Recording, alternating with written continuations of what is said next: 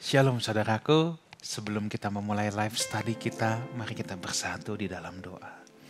Bapa yang maha baik, kami hadap kehadirat-Mu, merendahkan hati kami pada kesempatan ini.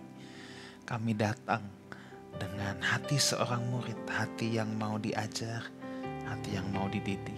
Terima kasih, dalam nama Tuhan Yesus kami berdoa. Amin.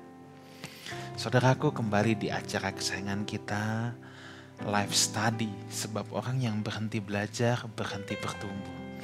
Saya percaya saudara yang dengan setia mengikuti live study ini, kalau saudara serius mempelajari dan saudara berusaha menghidupinya, saya percaya iman saudara pasti bertumbuh. Kita akan teruskan pada kesempatan ini. Kita sudah sampai di Matius 18, sekarang ayat yang ke-15 sampai dengan yang ke-35. Oke, di bagian pertama ya, kita mau belajar dulu tentang menasihati sesama saudara. Saya akan bacakan. Apabila saudaramu berbuat dosa, tegurlah dia di bawah 4 mata. Jika ia mendengarkan nasihatmu, engkau telah mendapatnya kembali. Jika ia tidak mendengarkan engkau, bawalah seorang atau 2 orang lagi, supaya atas keterangan 2 atau 3 orang saksi perkara itu tidak disangsikan. Jika ia tidak mendengarkan mereka, sampaikan soalnya kepada jemaat. Dan jika ia tidak mau juga mendengarkan jemaat, pandanglah dia sebagai orang yang tidak mengenal Allah atau seorang pemungut cukai.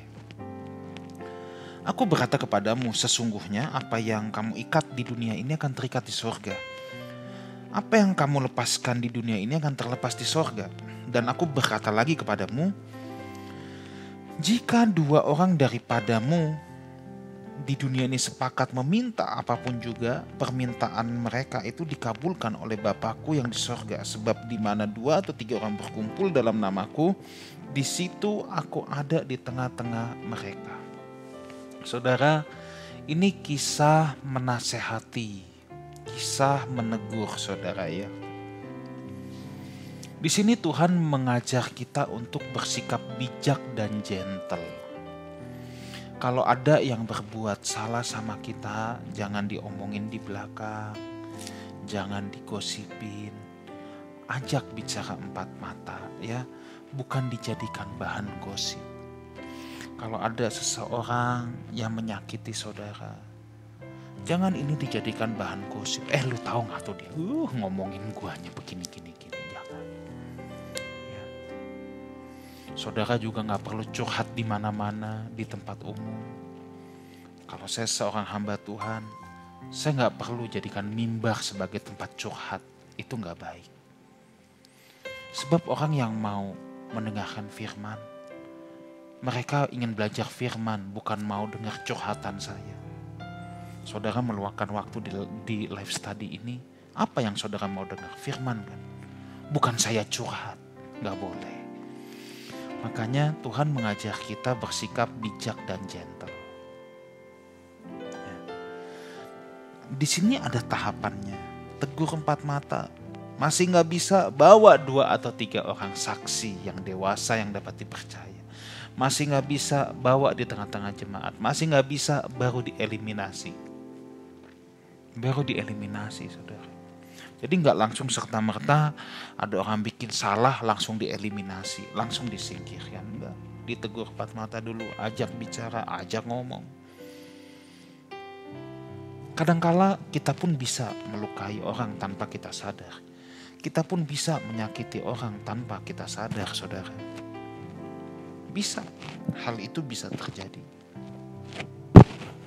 Kalau orang gak ngomong sama kita, kita mana tahu. Itulah sebabnya kalau ada orang yang kita rasa melukai kita, tindakannya gak pas sama kita, kita pun harus bicara. Mungkin dia melakukan itu tanpa sadar. Kita jangan susun dulu dan berkata emang brengsek orang itu. Enggak, mungkin dia tidak sadar loh saudara. Bisa, mungkin dia tidak sadar.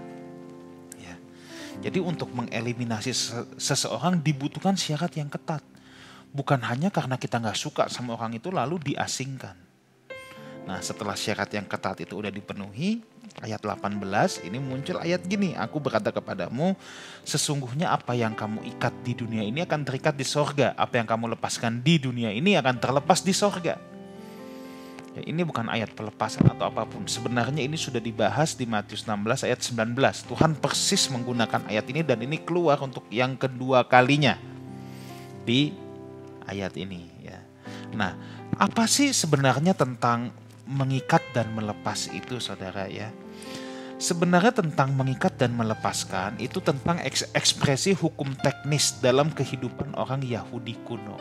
Makna membatasi adalah dalam arti hukum, yaitu untuk melarang sesuatu. Itu mengikat.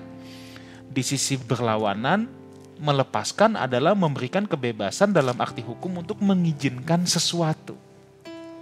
Ini kalau saudara baca, ya kan seringkali kalau kita lihat dalam kisah hidup Tuhan Yesus dan murid-murid seringkali dipertentangkan masalah adat istiadat Yahudi, apa yang boleh, apa yang nggak boleh. Di sini Tuhan mau bilang kamu punya kuasa untuk menentukan apa yang boleh dan apa yang tidak boleh. Nah, jadi kita sambungkan lagi, kita jahit lagi dengan ayat yang tadi kita baca sebelumnya tentang mengeliminasi, tentang menasehati.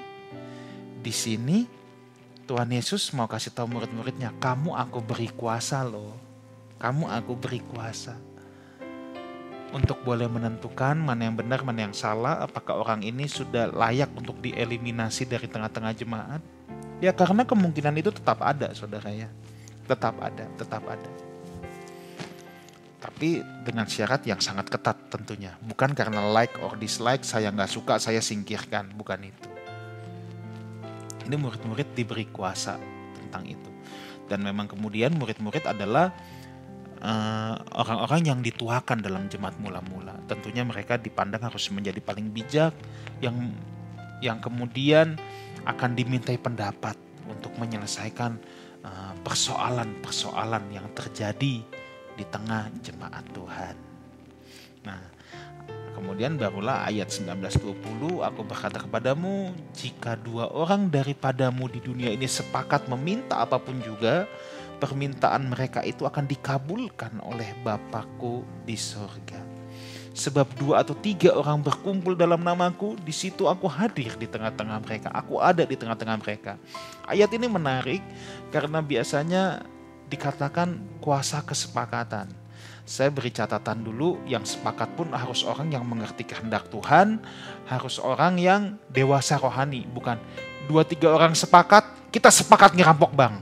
Loh, ya nggak bisa ya, tidak bisa. Ini harus kesepakatan yang sesuai dengan kehendak Tuhan, harus dewasa rohani. Biasanya ayat ini hanya dimengerti sebatas itu, saudara, tentang kuasa kesepakatan. Tetapi di ayat ini saya belajar ada sesuatu yang luar biasa. Saya belajar ini ketika saya ikut ke Israel, ketika saya sedang mengunjungi Israel. Jadi saya kalau ke Israel itu, saudara ya, saya itu pastikan harus dapat tour leader yang mimpin rombongan yang saya bawa, harus yang cerdas, harus yang tahu latar belakang.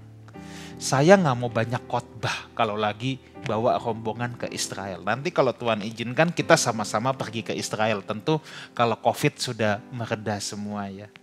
Kenapa saya nggak mau banyak khotbah? Sebab saudara mau dengar saya khotbah bisa di Jakarta, bisa di YouTube. Jangan sampai Israel saya ngoceh terus. Tetapi saya selalu menjadikan perjalanan ke Israel, memang saya akan membantu bercerita juga.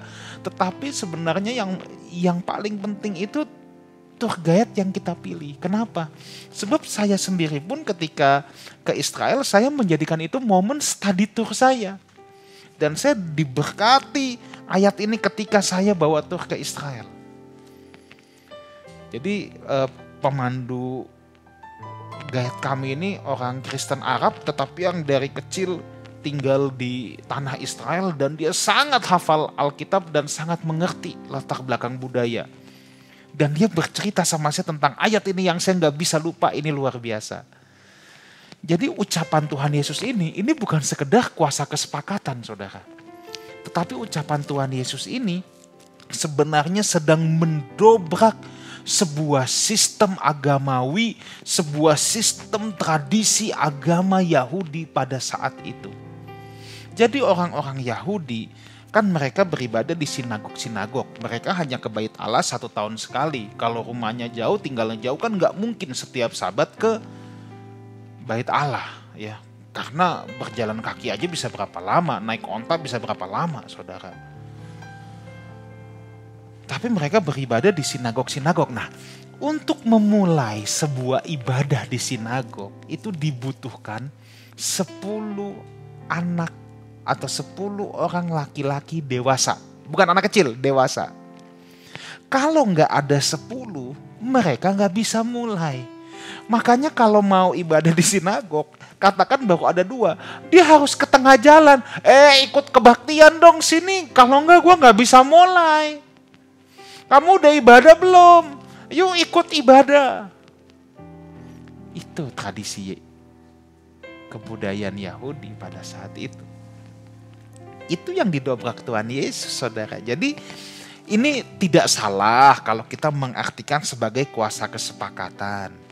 Tetapi saya harus beritahu, ketika Tuhan bicara ini sebenarnya bukan soal kesepakatannya. Tetapi Tuhan sedang mengajarkan konsep revolusioner yang disodorkan oleh Tuhan Yesus. Itu bukan soal jumlah, berapa orang harus baru bisa mulai. Enggak, Tuhan bilang 2-3 orang saja aku hadir. Sepakat di sana apa? Sepakat menyembah Tuhan.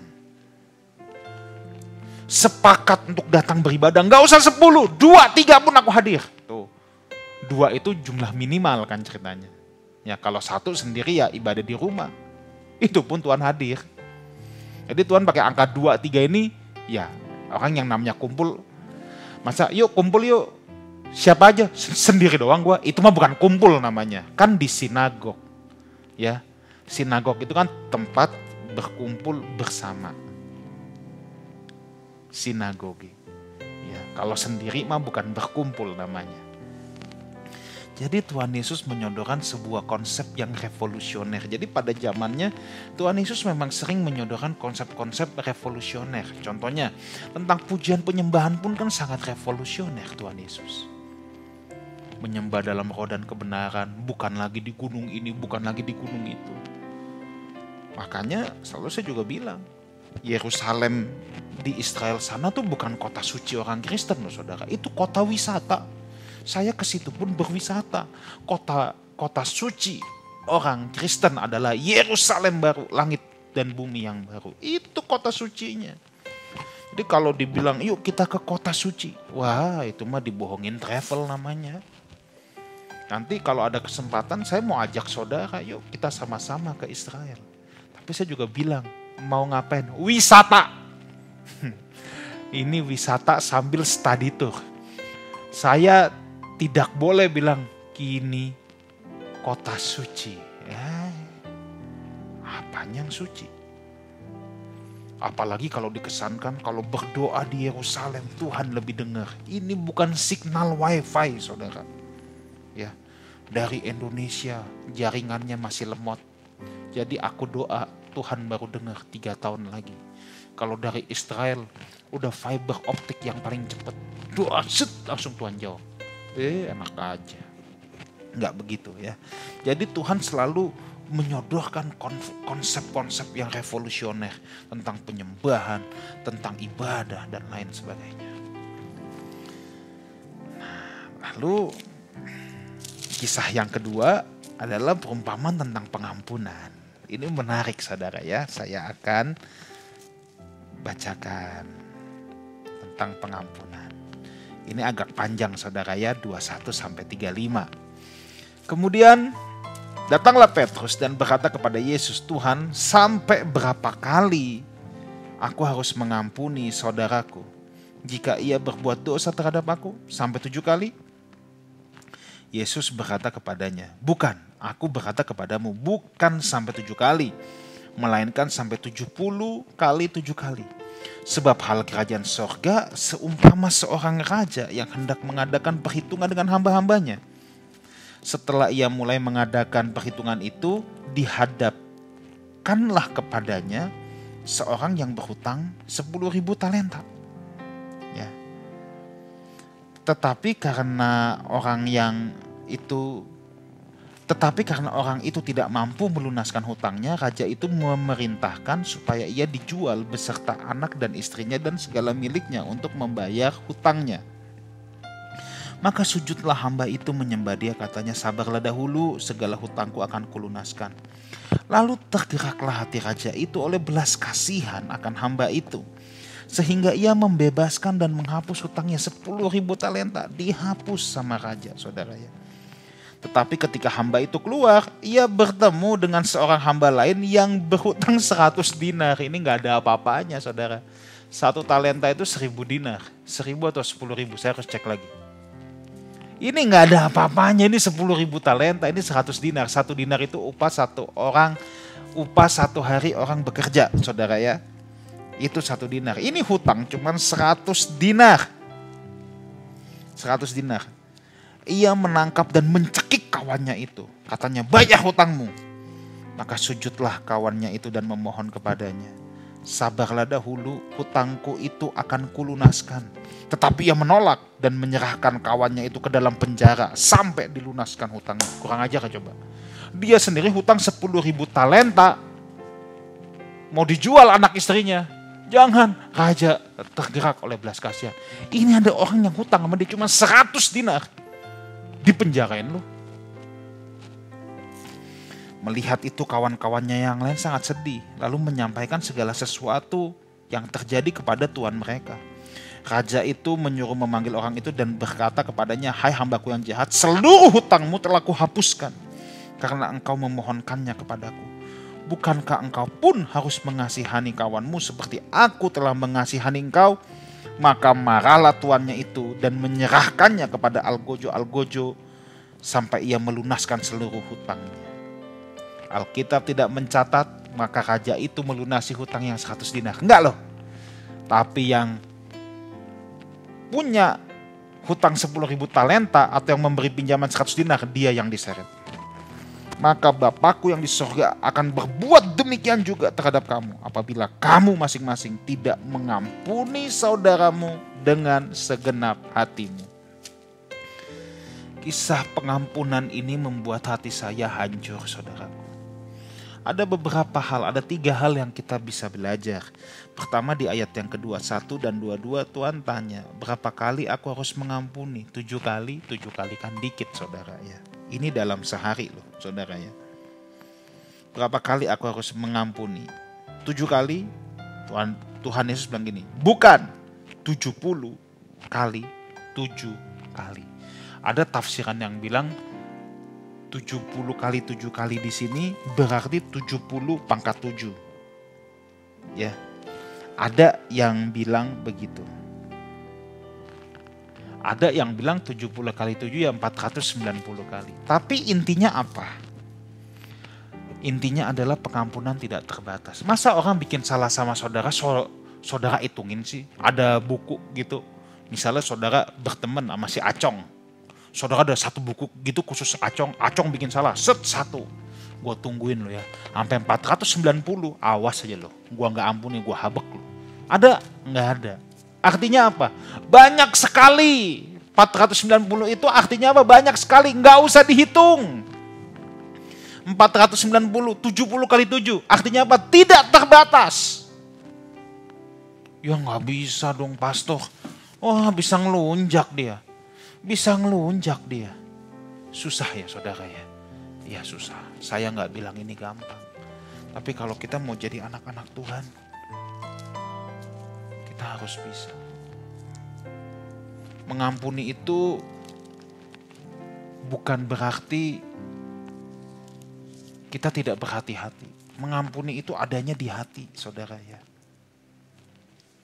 Mengampuni itu adanya di hati. Misalnya saudara pernah ditipu sama seseorang. Mengampuni itu kayak apa sih? Bukannya berarti misalnya dia pinjam uang saudara. Dia brengsek. Nggak taunya. Dipakai buat foya-foya. Bilangnya buat sakit. Nggak taunya dia buat belanja. Nah ini kan brengsek ini. Terus dia kagak bisa bayar. Oke, saudara udah putuskan, aku ampuni. Ampuni itu bukannya berarti, terus dia mau pinjam lagi. Terus saudara kasih, itu bukan mengampuni, itu goblok namanya. Nah, jadi mengampuni apa, pastor? Ya kita berhati-hati. Kesalahan yang dulunya udah kita rilis, tapi kita berhati-hati. Kalau dia pinjam lagi, kita pastikan dulu. Kalau anaknya hidup dan mati, sakit keras, emang butuh, kita ada lebih, ya kita harus bantu. Tapi kita lebih hati-hati, kita lebih berhikmat. Misalnya, oke, kita yang bayarin langsung ke dokternya atau ke rumah sakitnya, udah gak tangan dia lagi. Nah ini kan berhati-hati saudara ya. Ini kan berhati-hati. Ya. Jadi berhati-hati atau mengampuni itu bukannya berarti jadi bodoh. Enggak. Bukan kalau dia gak jelas, sudah tipu, bilangnya sakit, gak tahu belanja, terus mau minjem lagi, kagak jelas buat apa, dia mau nipu lagi, terus kita main kasih, ya itu bodoh dan itu tidak mendidik. Dan kalau saudara gak kasih, jangan saudara pikir, wah berarti aku belum mengampuni. Enggak, bukan itu saudara, bukan itu. Nah jadi 70 kali 7 kali maksudnya tidak terbatas. Kalau kita masih menghitung namanya kita tidak mengampuni. Yang kedua, tentang kisah perumpamaan itu sendiri dari ayat 23 sampai 32. Dan ayat 33 adalah inti dari perumpamaan itu. Ya, inti tentang pengampunan, di mana mengajar kita bahwa kita telah menerima kasih dan pengampunan dari Tuhan. Itu sebabnya kita wajib meneruskan kasih dan pengampunan itu kepada sesama. Ini prinsip seperti aliran air. Prinsip berkat juga kayak gini. Kita hanya pipa saluran berkat. Kalau saudara terima anugerah Tuhan, kasih pengampunan, berkat Tuhan, saudara seperti pipa, terus saudara sumbat, saudara nggak mau bagikan sama orang lain, lama-lama pipa ini pecah. Iya. Memang prinsip kasih, pengampunan, berkat, itu harus seperti air yang mengalir, saudara. Terus Tuhan berikan buat kita bagikan untuk orang lain. Baru kita jadi air kehidupan untuk orang lain. Kita jadi berkat untuk orang lain. Di ayat ke-35 ditutup dengan ini. Maka Bapakku yang di sorga akan berbuat demikian juga terhadap kamu. Apabila kamu masing-masing tidak mengampuni saudaramu dengan segenap hatimu. Menegaskan bahwa pengampunan adalah wajib bagi orang percaya. Pengampunan di sini ya harus dengan segenap hati. Lihat, di sini dikatakan Bapakku di sorga akan berbuat demikian juga terhadap kamu apabila kamu masing-masing tidak mengampuni saudaramu dengan segenap hati. Artinya apa? Tidak boleh menyimpan kesalahan orang lain. Saudara, jangan simpan kesalahan orang lain. Orang mungkin bikin yang salah, orang bikin yang jahat buat saudara. Ketika seseorang berbuat jahat, dia kan sedang membuat sampah, saudara. Dia bikin jahat sama kita. Dia lempar kotoran, dia lempar sampah ke dalam hidup kita, ke dalam hati kita. Kalau kita nggak mau mengampuni, itu ibaratnya kalau ini sampah, aku taruh kantong, aku bawa kemana-mana. Sampah ini kita bawa terus. Akhirnya kita jadi kepahitan. Kita jadi sakit hati terus. Karena sampah ini kita bawa terus. Mungkin saudara bilang, pastor teori sih gampang, praktek susah. Oh iya, saya tahu itu. Tapi kita harus memutuskan. Kita angkat sampah ini, aku tinggali. Supaya ini tidak membebani hidupku. Caranya gimana? Makanya diawali dengan kesadaran dulu bahwa kita menerima kasih Tuhan. Menyadari dulu, kita ini juga brengsek. Kita ini juga gak benar. Tapi Tuhan mau menerima kita. Tapi Tuhan mau menerima kita, maka aku harus juga menerima orang lain. Tapi kan aku kagak sebrengsek dia. Ya tetap aja kita punya brengseknya sendiri. Tapi Tuhan tetap mau menerima kita. Itu sebabnya kita juga harus menerima orang yang bersalah kepada kita. Itulah indahnya kekristenan. Maka harus disadari dulu, diawali dengan kita sadar. Kita sendiri tidak layak, tapi Tuhan layakkan kita. Kita pun harus menyadari dulu kita kotor, tapi Tuhan tetap menerima kita. Baru kita menerima orang lain. Ini luar biasa saudara ya. Jangan simpan kesalahan orang lain dalam hidup kita. Ingat yang baiknya saja. Kalau pasangan hidup saudara pernah melukai saudara, katakan dia yang ekstrim, dia pernah berzina. Tapi Alkitab bilang apa yang disatukan Tuhan tidak boleh diceraikan manusia. Oke, ampuni. Tapi berat. I know it's hard. Tapi ampuni. Minta pertolongan Tuhan. Roh Kudus, tolong aku untuk belajar mengampuni. Kadang-kala berat ketika kita dikhianati, ketika kita disakiti. Kadang-kala berat. Dan pasti berat. Tapi saya percaya bukan aku, tetapi Roh Kudus yang ada di dalam aku. Bukan aku lagi, tapi Kristus yang hidup di dalam aku. God bless you all. Mari kita berdoa. Bapa dalam surga, terima kasih untuk kebenaran firman-Mu.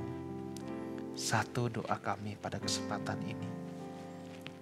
Berikan kami kemampuan untuk bisa mengampuni. Untuk tidak membawa sampah yang orang buang dalam hidup kami. Tapi sebaliknya, kami boleh menjadi pribadi-pribadi yang membagikan kasih Tuhan kemanapun kami pergi. Terima kasih Bapa. Dalam nama Tuhan Yesus kami berdoa. Amin. Saudaraku, jangan lupa follow dan subscribe YouTube channel Lifehouse Community, Instagram Lifehouse Community. Di sana ada renungan live message yang akan memberkati saudara semua. Dan juga Lifehouse Music. Di sana ada praise and worship yang sangat luar biasa. Sampai jumpa di program kesayangan kita minggu depan, Life Study. Sebab orang yang berhenti belajar, berhenti bertumbuh. Haleluya. God bless you all.